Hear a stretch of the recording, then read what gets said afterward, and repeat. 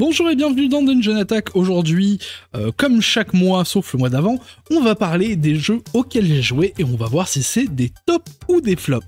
Alors récemment, j'ai pas joué à beaucoup de trucs parce que... alors deux trucs, déjà je me suis remis vraiment fortement à la guitare, je joue beaucoup de guitare, je fais plus de guitare que de jeux de société. Et deuxièmement, on s'est mis à Star Wars The Old Republic, le MMO avec les gens de mon Discord. Donc si vous voulez jouer avec nous à The Old Republic ou juste venir jouer avec nous à Tabletop Simulator, postez vos photos de chat, vos photos de figurines, vous êtes tous et toutes les bienvenus. Le Discord est en description. Alors, à quoi est-ce que j'ai joué récemment? Alors... récemment, on a fait pas mal de jeux d'Eric Lang, parce que je voulais voir un petit peu tout ce qu'il avait fait. On a joué à Blood Rage. Alors attendez, je vais m'ouvrir une petite page BGG pour pouvoir me rafraîchir un peu les idées sur le jeu. Hop, voilà. Oui, alors Blood Rage qui est donc fait par Eric Lang, qui est un wargame dans la même série que Rising Sun. Et j'ai franchement apprécié, c'est très sympa. Alors chaque joueur joue des clans vikings et le but est de piller les régions pour en gros gagner de la gloire et de la rage en gros qu'on peut dépenser à chaque tour pour faire des actions, renforcer notre armée, etc. etc. Mais aussi mourir d'une mort glorieuse parce qu'on est viking et si on meurt pendant comment ça s'appelle ça? Le Ragnarok, voilà, le Ragnarok, et ben on va gagner des points en plus, et alors qu'est-ce que j'en ai pensé?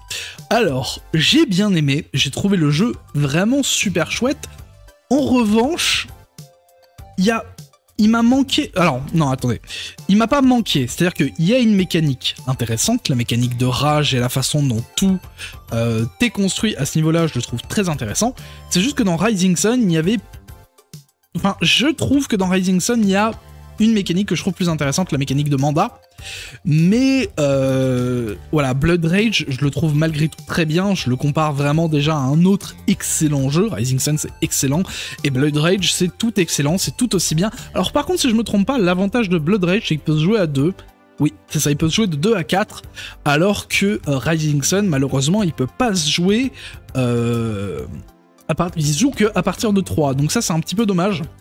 Donc si je dois faire un achat d'un de ces deux jeux, je pense que je partirai vers Blood Rage, vu que j'ai plus souvent juste moi et ma copine que du monde à la maison pour jouer. Mais voilà, Blood Rage c'était vachement bien. Alors c'est sorti en 2015 déjà, le jeu commence à se faire un petit peu vieux. Mais ouais, honnêtement, Blood Rage, je vous le recommande fortement si vous n'avez pas essayé, c'est... très sympa, et les figurines d'ailleurs sont très jolies, elles doivent être très sympas à peindre.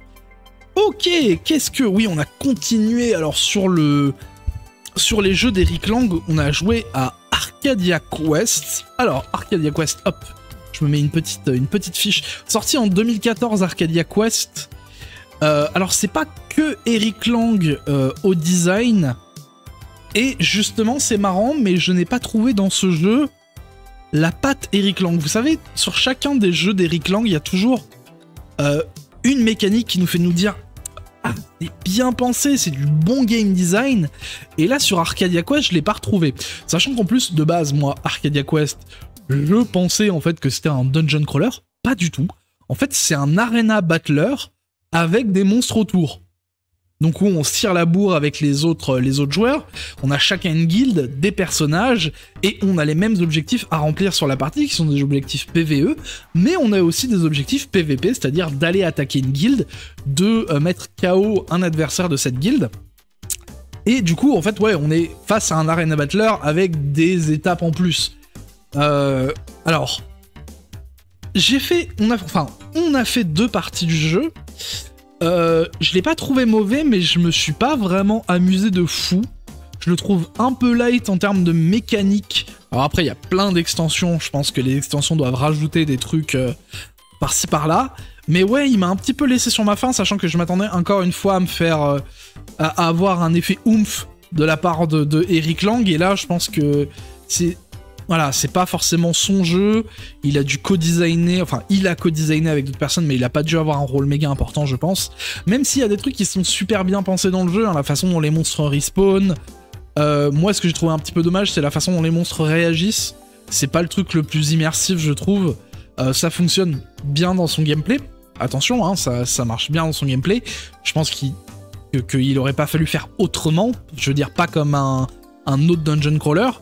Et ça fonctionne, mais voilà, je m'attendais à autre chose. Alors déjà, je m'attendais à un dungeon crawler, comme je dis, et je m'attendais à avoir une mécanique de ouf, et je l'ai pas trouvé dedans.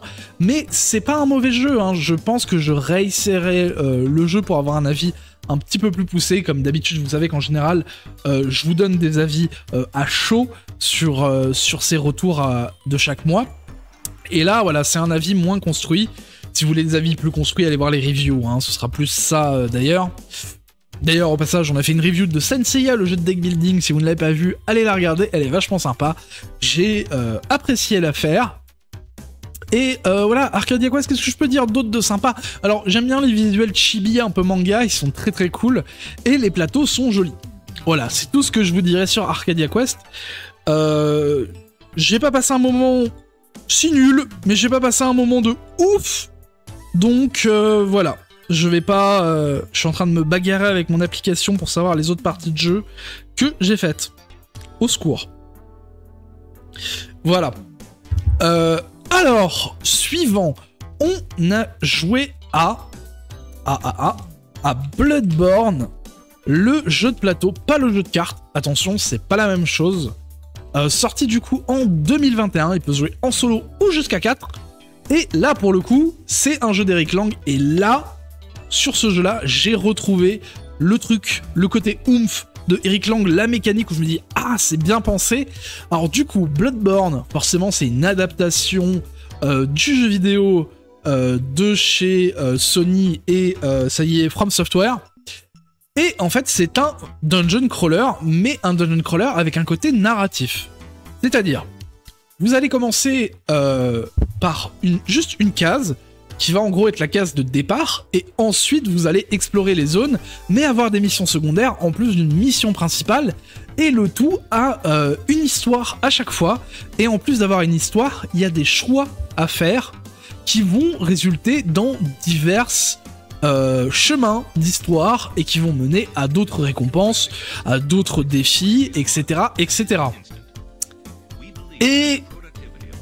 le truc que je trouve vraiment bien, alors la fameuse mécanique oomph, celle que je trouve excellente, c'est que en général, les dungeon crawlers, ça se joue avec des dés, et c'est géré uniquement comme ça à l'aléa des dés, et là c'est pas le cas. Et c'est un système tellement intelligent par rapport au jeu From Software et ce qu'ils essaient de faire en termes de game design, c'est-à-dire que tout le principe des Souls, que ce soit Soulsborne, Souls-like, etc., en fait c'est de gérer correctement la vitesse de ses attaques, savoir dans quelle fenêtre attaquer, et savoir quel type d'attaque par rapport à la vitesse qu'on peut mettre va toucher son but. Par exemple, si c'est un boss qui attaque très très vite, on va pas mettre une attaque lourde à chaque fois qu'on essaie d'avoir une fenêtre, parce qu'il va nous retaper derrière.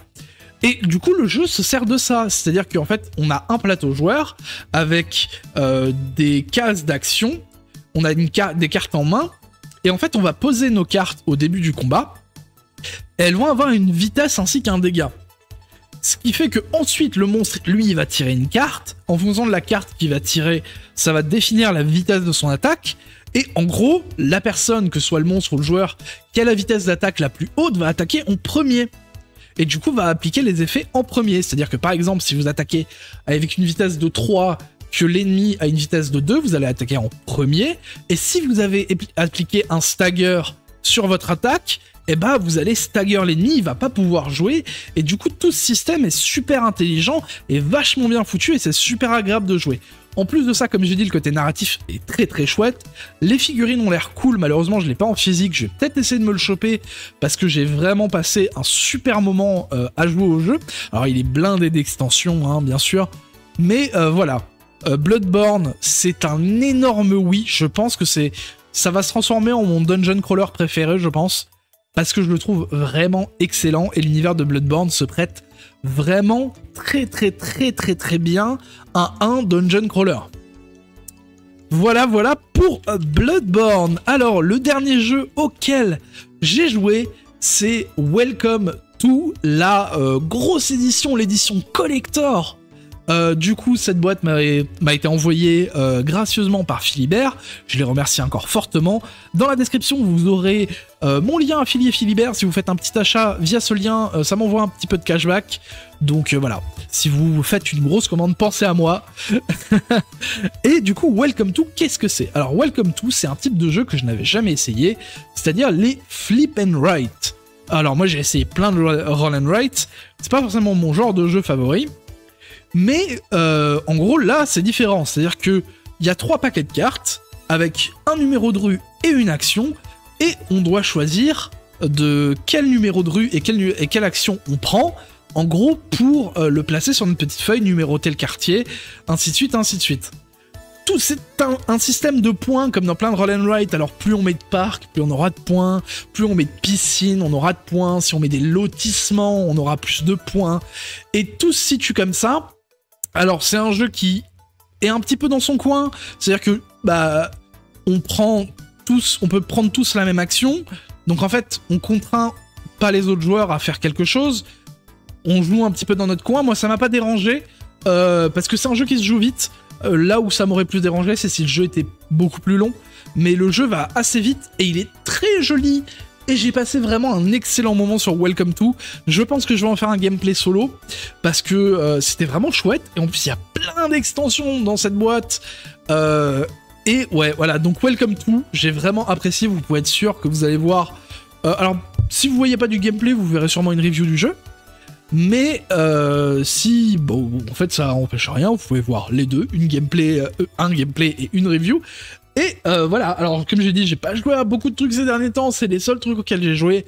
Je vais essayer de jouer à plus de trucs moi-ci, et je vais essayer de faire un truc pour ma coupe de cheveux, parce que là c'est plus possible. En ce qui me concerne, je vous remercie fortement d'avoir regardé la vidéo, je vous fais des gros bisous, prenez soin de vous, ciao.